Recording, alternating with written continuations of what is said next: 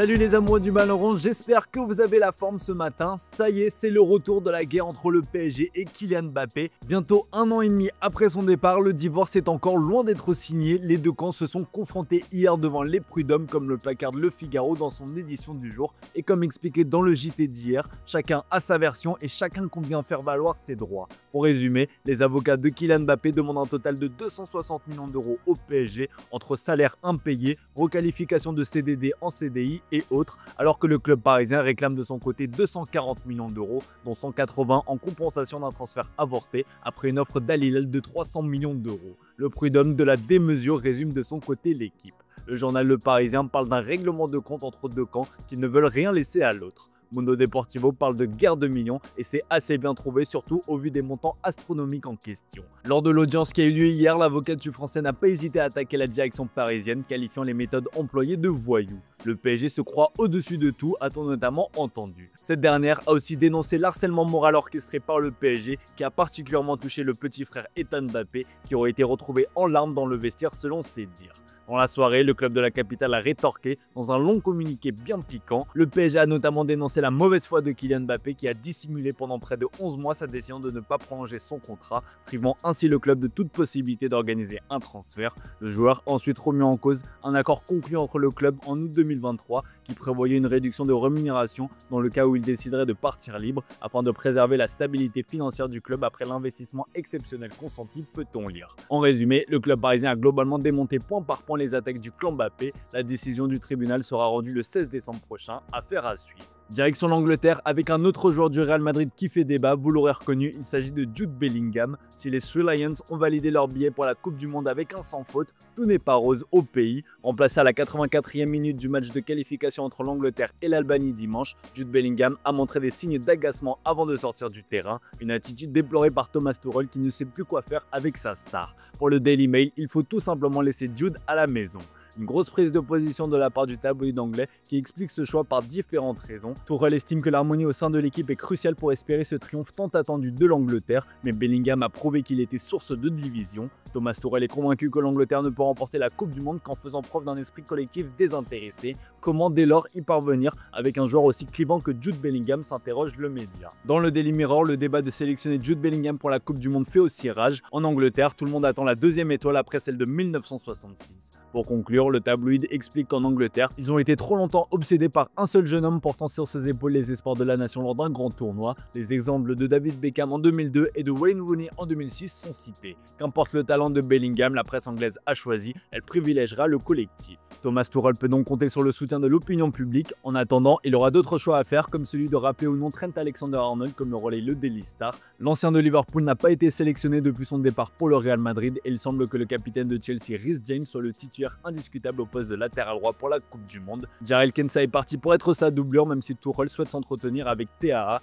indique de son côté le Daily Mirror. Le sélectionneur anglais a établi une liste avant de dévoiler sa liste complète et des joueurs comme Ivan Toney, Mason Mount et le duo de Brighton Danny Welbeck et Jack Hinchelwood devraient aussi y figurer, mais le temps presse pour eux. On file en Espagne où la Roja a l'occasion d'entrer encore un peu plus dans l'histoire. Pour son dernier match de poule face à la Turquie ce soir, la banda Luis de la Fuente aura pour objectif de terminer la campagne de qualification invaincue et sans prendre de but. 5 victoires en autant de matchs, 19 buts marqués pour aucun encaissé. L'Espagne a écrasé son groupe composé de la Turquie, la Géorgie et de la Bulgarie. Ce soir, il y a fête sans flamme Marca. Pour As, la dernière danse va avoir lieu du côté de Séville. En plus, il y a un record à aller chercher. En s'imposant face à la Géorgie de Kvaratskhelia, la formation de Luis de la Fuente a effacé le précédent record national réalisé sous Del Bosque. Maintenant, l'Espagne ne pointe qu'à une longueur du record mondial d'invincibilité établi par l'Italie entre 2018 et 2021, une série de 31 matchs comme le relaye le média espagnol. Avec ce record, l'Espagne débarquera à la Coupe du Monde en tant que grand favori. En parlant d'un autre potentiel favori, l'Allemagne a validé hier son billet pour la plus prestigieuse des compétitions internationales. Comme le relaye Bild, on arrive en parlant de la Nationalmannschaft qui a écrasé la Slovaquie 6-0 hier.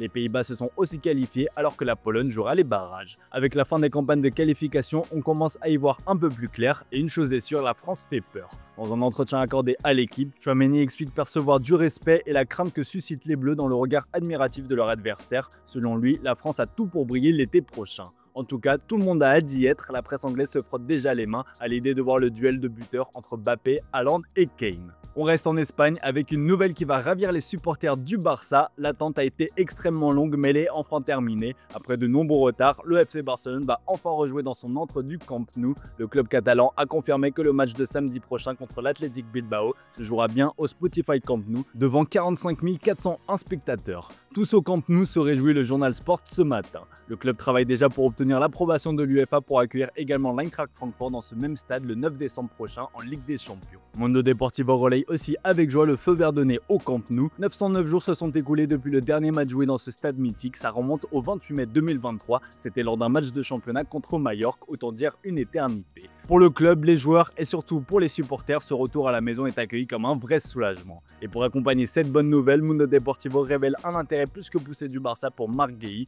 le solide rock défensif de Crystal Palace. Le joueur de 25 ans est l'une des bonnes affaires du mercato à saisir grâce à sa puissance et sa jeunesse et surtout le fait qu'il sera libre de tout contrat en juin prochain. Mais la concurrence sera féroce puisque le Bayern Munich et Liverpool sont aussi dans le coup. On termine ce tour de la presse sportive avec une interview exclusive de Karim Benzema accordée au journal AS. Rare dans les médias, l'attaquant d'Al Ittihad a évoqué de nombreux sujets dont son amour pour le Real Madrid. Joueur de la Maison Blanche entre 2009 et 2023, le Nouébé porte toujours le Real Madrid dans son cœur. Sous contrat en Arabie Saoudite jusqu'en juin 2026, Benzema n'a pas fermé les portes à un retour chez les merengues, mais il a fixé une condition. Si Florentino Pérez est toujours là, c'est possible, je lui en parle et c'est possible, je suis madridista, je le ressens au fond de moi, Madrid reste ma ville, je me sens madridista et madrilène. On verra bien ce qu'il se passera s'il est là, a-t-il expliqué. Dans un mois, Benzema fêtera ses 38 ans et il a confié vouloir dire stop à 40. En 2 ans, il peut se passer beaucoup de choses, surtout dans le football. L'ancien de l'OL a aussi évoqué l'équipe de France qui devrait a priori être coachée par Zinedine Zidane une fois le mandat de Deschamps terminé. Benzema a redit tout le bien qu'il pensait du Z. Son admiration pour Zizou est telle qu'il ne fermerait pas la porte à un énième retour en bleu. L'équipe nationale, c'est toujours un peu loin, mais on ne sait jamais. Je me concentre sur ce que j'ai maintenant. Pour finir, le Nouébé a de nouveau défendu son ami Vinicius Junior. Le Français est catégorique au sujet du Brésilien qu'il estime capable de remporter le Ballon d'Or un jour. Mais la pression qu'il subit au quotidien et à son jeune âge est démesurée, explique l'attaquant d'Al Ittihad. Un départ pourrait lui permettre de se relancer et ça tombe bien, le journal Sport relaye une info d'un média anglais sur une supposée offre de Chelsea. L'intérêt est réel, l'offre peut-être moins, mais selon cette source, les Blues seraient prêts à formuler une offre de 150 millions d'euros pour s'attacher les services du feu follet madrilène qui n'a toujours pas prolongé son contrat. La Première Ligue est la principale candidate pour s'attacher les services de Vinicius où l'argent coule à flot et où les finances de ces grands clubs permettent des transferts à plusieurs millions d'euros, note le média. Le club londonien envisagerait d'associer le joueur du Real Madrid à João Pedro et Estevao afin de renforcer son attaque. L'information a toutefois été démentie par le journaliste Fabrizio Romano. Selon lui, Chelsea n'est ni en contact avec Rodrigo ni avec Vinicius malgré ces rumeurs. Le club anglais ne s'intéresse actuellement à aucun des deux joueurs du Real Madrid et n'est pas en négociation avec eux. Voilà les amis, c'est tout pour ce matin. Merci pour votre fidélité, belle journée à vous. On se retrouve comme d'hab en fin d'après-midi pour le traditionnel JT Foot Mercato.